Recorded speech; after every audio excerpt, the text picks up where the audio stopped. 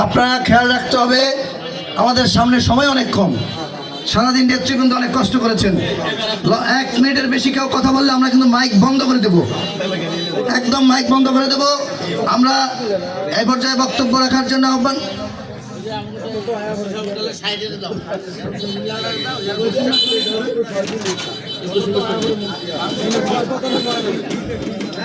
এ পর্যায়ে বক্তব্য রাখার জন্য আহ্বান জানাচ্ছি বাংলাদেশ জাতীয়তাবাদী দল, বাংলাদেশ জাতীয়তাবাদী যুব দল রমাগঞ্জ ইউনিয়ন শাখার সাবেক সভাপতি জনাব মোহাম্মদ জসিমউদ্দিন মাস্টার সাহেবকে।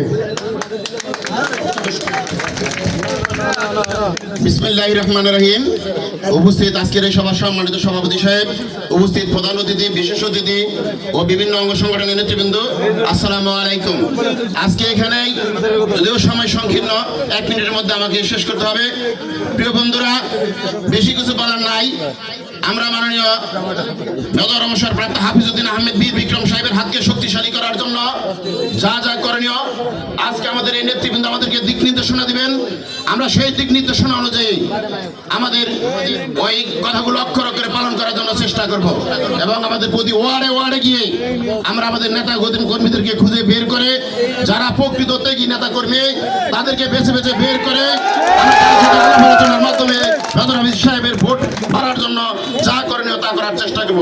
প্রিয় বন্ধুরা, আপনারা জানেন, যদি খোঁজ করেন এই ইউনিয়নে সবচেয়ে মামলা যদি থাকে তাহলে সেই ব্যক্তি আমি।